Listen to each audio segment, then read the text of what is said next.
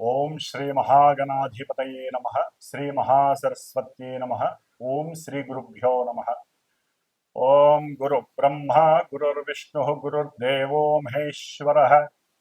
గురు సాక్షాత్ పరబ్రహ్మ తస్మై శ్రీ గురవే నమః. శ్రీ గురుస్వరూపిణ్యై శ్రీ మహాకాళి మహాలక్ష్మి మహాసరస్వతి స్వరూపిణి దుర్గాంబికాయే నమో నమః. ఓం హయగ్రీవాయ నమః. ఓం శ్రీ మేధాదక్షిణామూర్తయే నమః. శ్రీ గురు దత్తాత్రేయాయ నమః. గురవే సర్వలోకానాం విషజే భవరోగిణాం నిధయే సర్వవిద్యానాం శ్రీ దక్షిణామూర్తయే నమో నమః.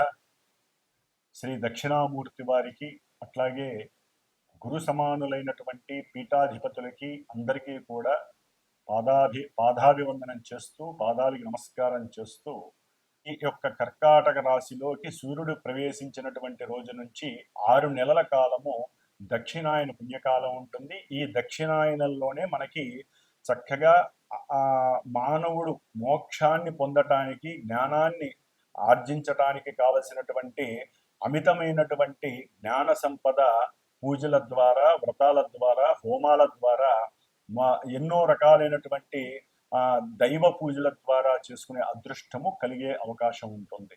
కాబట్టి ఈ యొక్క ఈ యొక్క కర్కాటక రాశిలో ఉన్నటువంటి సూర్యుడు ప్రవేశించిన తర్వాత 6 నెలల కాలము కూడా చక్కగా మానవులందరూ కూడా మనకు వచ్చేటటువంటి గణపతి నవరాత్రుల దగ్గర నుంచి అన్నీ కూడా దైవానికి సంబంధించినటువంటి కార్యక్రమాలు. ఎందుకంటే ఇక్కడ వర్షాకాలము శీతాకాలం అనేది మానవుని యొక్క ఆరోగ్యం పైన ప్రభావం చూపిస్తుంది. కాబట్టి దైవానికి సంబంధించినటువంటి ఆరాధనలు స్తోత్ర పారాయణలు అర్చనలు చేయటం ద్వారా చక్కటి ఆరోగ్యము మనఃప్రశాంతత కార్యసిద్ధి కలిగి జ్ఞానానికి మోక్షానికి కూడా కలగడానికి అవకాశం ఉంటుంది.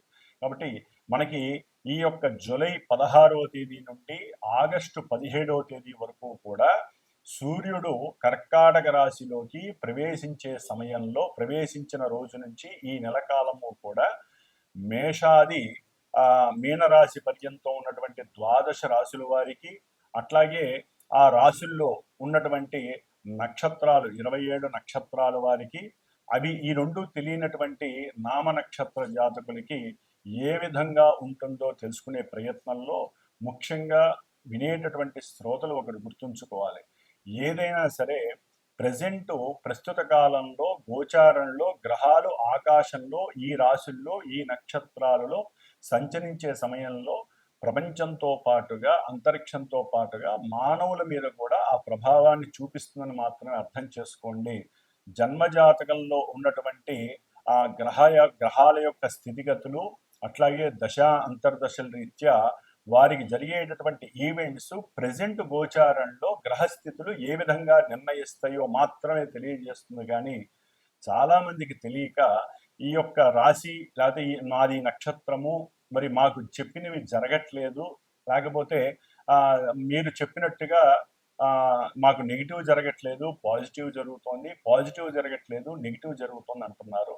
ఇది ఎక్కడా కూడా వారికి సంబంధం ఉండదు. జస్ట్ ఆ యొక్క కిరణాలు వారి మీద పడి కొంతవరకు ప్రభావాన్ని చూపిస్తాయే తప్ప ప్రత్యేకించి మొత్తము కూడా మేము చెప్పిన విధంగానే జరుగుతుంది అని ఎక్కడా కూడా శాస్త్ర నిర్ణయం లేదు.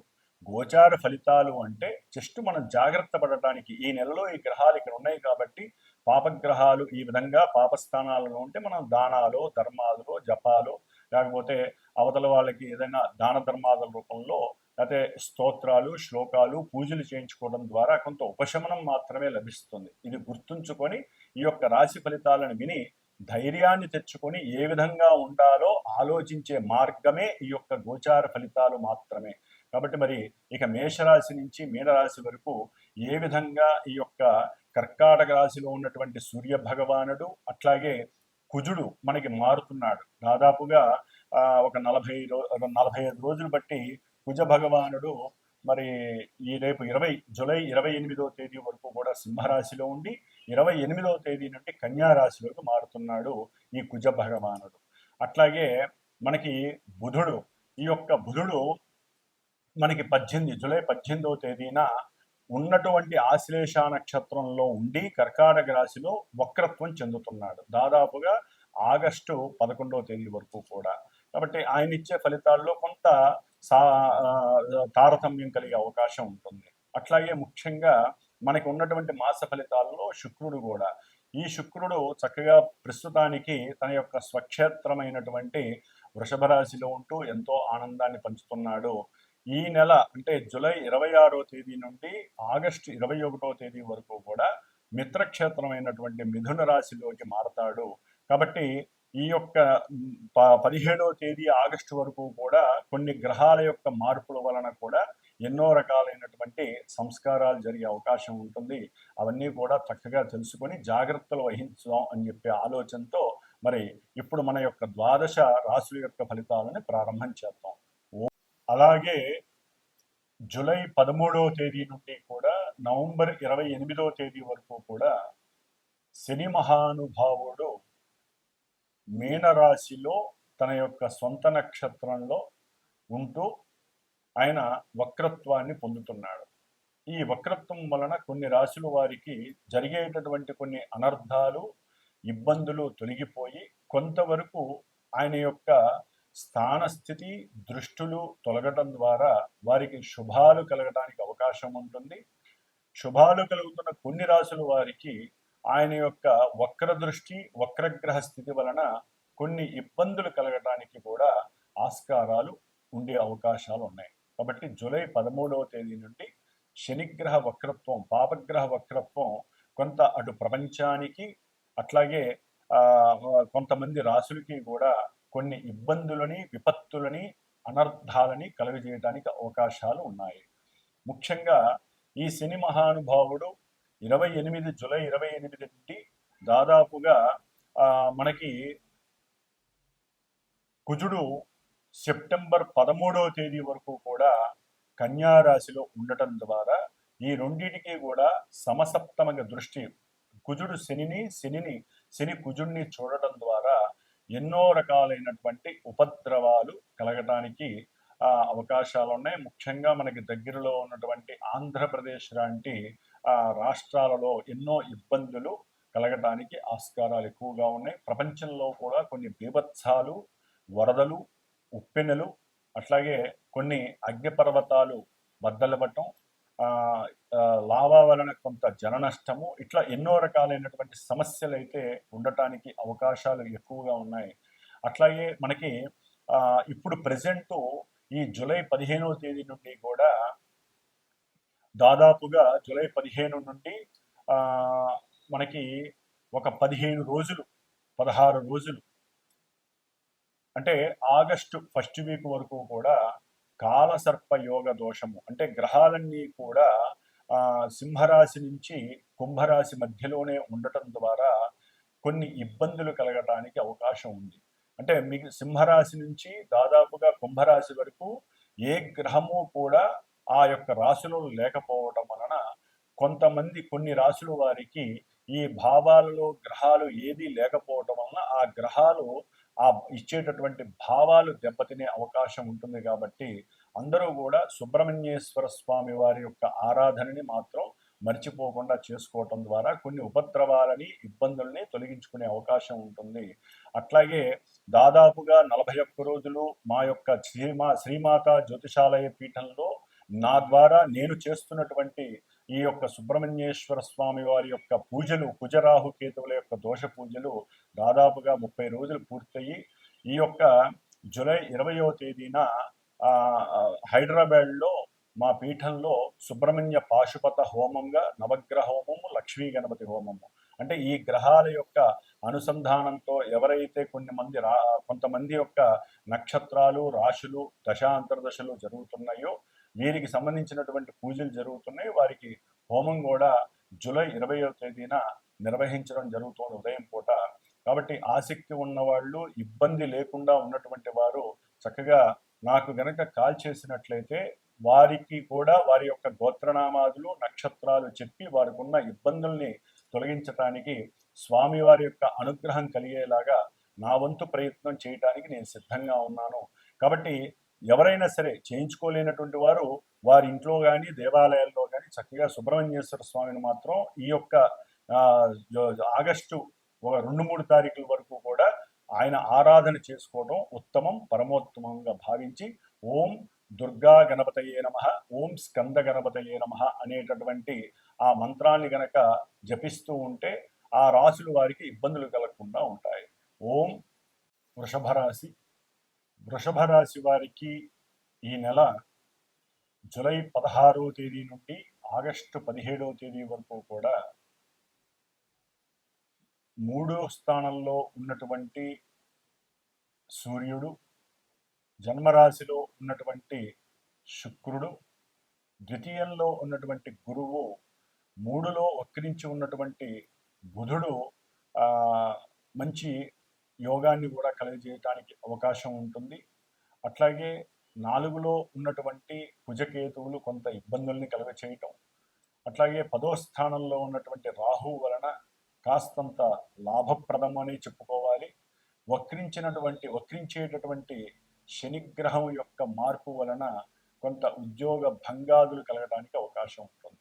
ఏదేమైనప్పటికీ వృషభ రాశి వారికి వారు అనుకున్నటువంటి విషయం మీద సముచితమైనటువంటి సమగ్రమైనటువంటి కొన్ని ప్రణాళికలు ఏర్పాటు చేసుకొని వాటికి అనుగుణంగా ధనాన్ని సవ్యంగా ఖర్చు పెడుతూ అంతకుముందు ఏదైనా అప్పు చేసుంటే ఆ బాకీలని ఒక నియమబద్ధంగా కొంతలో కొంత తీర్చుకోవడం ద్వారా కొంత ఆరోగ్యపరమైనటువంటి ఉపశమనం కలగడానికి అవకాశం ఉంటుంది. కుటుంబంలో కూడా వీరికంటూ కొంత గౌరవ ప్రతిష్టలు, వీరి మీద ఉదార స్వభావము కలగటానికి అవకాశం ఉంటుంది. అట్లాగే వీరికి ఉన్నటువంటి కొంతమంది శత్రువులు వీరు 10 రూపాయలు వారికి వెచ్చించి ఏదైనా సరే కొంత తినుబండారాలు, ఆహార పదార్థాలు పెట్టడం ద్వారా కొంత వారి ఉపశమనం కలిగి మీకు వారి వలన దుష్కర్మలు, వారి వలన కలిగేటటువంటి కొన్ని నరఘోషలు కలగకుండా ఉండే అవకాశం ఉంటుంది. ఎందుకంటే జన్మరాశిలో ఉన్నటువంటి శుక్రుడు సాధ్యమైనంత వరకు జూలై 26వ తేదీ వరకు కూడా చాలా వరకు ఆరోగ్యాల్ని కాపాడుతూ అట్లాగే కొంత అనుకూలమైనటువంటి పరిస్థితుల్ని వ్యాపారపరంగా చక్కటి ధనలాభాలని కలుగజేస్తాడు. ఈ నెల 26వ తేదీ కూడా తర్వాత కూడా ఈయన గురువుతో కలిసి శుక్రుడు చక్కగా మిత్రక్షేత్రంలో ద్వితీయంలో ఉండటం ద్వారా వీరు చేసేటటువంటి వ్యాపారాలకి భార్యాభర్తలైతే కనుక ఇరువురు కూడా చక్కటి ప్రణాళికలు తయారు చేసుకొని వ్యాపారంలో వారికి ఎదురుకుండా ఉన్నటువంటి వారి యొక్క ఎత్తుకు పై ఎత్తు అని మన భాషలో చెప్పుకోవచ్చు. అలాంటి ఆలోచనలు ఆలోచిస్తూ వ్యాపారంలో వృద్ధితో పాటుగా ధనాన్ని ఇంకా ఏ విధంగా వృద్ధి చేసుకోవాలి, వ్యాపారాన్ని ఏ విధంగా ముందుకు తీసుకువెళ్ళాలి, కీర్తి ప్రతిష్టలు ఏ విధంగా పెంచుకోవాలనే సమాలోచన చక్కగా ఇరువురికి కలిగే అవకాశం ఉంటుంది. ఎందుకంటే ఈ యొక్క వృషభ రాశి వారికి గురు శుక్రుల యొక్క అనుబంధం చాలా గొప్పగా ఉంటుంది. ఎందుకంటే గురువు ధనకారకుడు, శుక్రుడు చక్కగా భోగకారకుడు. కాబట్టి వ్యాపార స్థానంలో ఉన్నటువంటి వీరు గనక సరిగ్గా ఆలోచించి కొన్ని నిర్ణయాలు తీసుకొని ధనాన్ని గనక అప్పు తీసుకొనైనా సరే కొంత వ్యాపారంలో పెట్టుబడిగా పెట్టినట్లయితే చక్కటి భోగ భాగ్యాదులు, కీర్తి ప్రతిష్టలతో కూడుకున్నటువంటి అట్లాగే మంచి ఆకర్షణ కలిగినటువంటి వ్యాపారపరమైనటువంటి ధనాన్ని కూడా వీరు పొందే అవకాశము అధికంగా ఉంటుంది. దాని ద్వారా మీరు ఏదైనా అప్పు చేసి ఉంటే గృహపరంగా కానీ, కుటుంబ పరంగా కానీ, వివాహపరంగా అంటే ఇంట్లో కూతుర్లకి కొడుకులకి ఏదైనా వివాహం చేసి అప్పులు ఉన్నట్లయితే అవన్నీ తీర్చడానికి నెల రోజులు కొంత ఉపయోగకరంగా ఉంటుంది. అట్లాగే బ్యాంకులో ఏదైనా ఫిక్స్డ్ డిపాజిట్స్ కానీ లేకపోతే బంగారము, వెండి అంతకుముందు కొని ఉంటే ఆ యొక్క రేట్లు పెరిగినాయి కాబట్టి వాటిల్ని అమ్మైనా సరే ఆ వచ్చినటువంటి ధనం ద్వారా కొన్ని అప్పులు తీర్చుకోవటం లేదా వ్యాపారాన్ని వృద్ధి చేసుకునే పరిక్రమ చేయటం అనేటటువంటి జరిగే అవకాశం ఉంటుంది. అయితే ఇక్కడ ఒక చిన్న విషయం ఏంటంటే రాహు గ్రహం యొక్క దృష్టి ఈ యొక్క వృషభ రాశి వారికి ఇటు గురుడి పైన అట్లాగే శుక్రుడి పైన ఉండటం ద్వారా చేసే ఈ పనులలో కొంత అనర్థాలు, అగాధాలు, ఇబ్బందులు కలిగే అవకాశము ఎక్కువగా ఉంటుంది. భార్యాభర్తల మధ్య ఆలోచిస్తూనే నేను చెప్పింది నువ్వు వినలేదని, నువ్వు చెప్పింది నేను వినలేదని ఒక రకమైనటువంటి సంకుచిత భావం కలిగి ఇరువురి మధ్య కొన్ని ఇబ్బందులు కలగడానికి వ్యాపార వృత్తి విషయాలలో కలిగే అవకాశం కూడా ఉండటానికి అవకాశం ఉంటుంది. ముఖ్యంగా చతుర్థంలో ఈ నెలాఖరు వరకు ఉన్నటువంటి కుజకేతువుల వలన విద్యార్థులకి విద్యా ఆటంకాలు కలుగుతాయి. తదుపరి ఈ నెలాఖరు తర్వాత కుజుడి యొక్క స్థానస్థితి 5లో ఉండటం ద్వారా వీరు రాసేటటువంటి ఏదైనా వ్రాతపూర్వకమైనటువంటి లిఖితపూర్వమైనటువంటి ఎగ్జామ్స్లో అంటే వారు ఉత్తీర్ణత శాతం తగ్గే అవకాశం ఉంటుంది. ఆలోచనలో కొంత మార్పులు చేర్పులు కలగడం ద్వారా వీరు సరైనటువంటి ఆలోచన చెయ్యలేక ఎగ్జామ్స్ సరిగ్గా రాయలేనటువంటి పరిస్థితి ఈ కుజగ్రహం వల్ల కలుగుతుంది.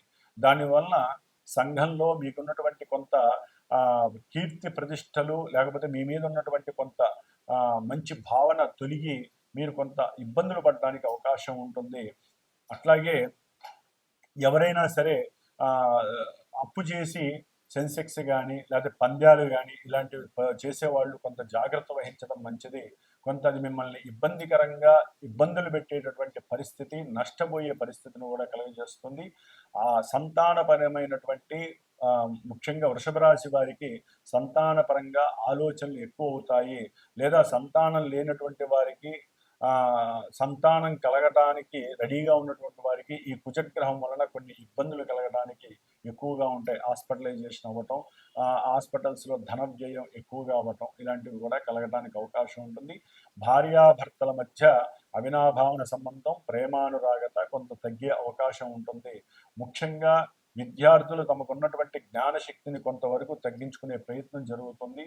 ఏదేమైనప్పటికీ మీరు గనక పరాక్రమంగా ఎటువంటి కలహాలు లేకుండా, ఈర్ష్యా ద్వేషాలు లేకుండా మీ స్వయం కృషితో గనక గట్టిగా ఒక ప్రణాళికాబద్ధంగా విద్యయందు విద్యార్థులు గనక ముందుకు దూసుకు వెళ్ళగలిగితే గనక చక్కటి ప్రతిభా శక్తి మిమ్మల్ని వరించే అవకాశం రవిబుధులు తీసుకుంటారు.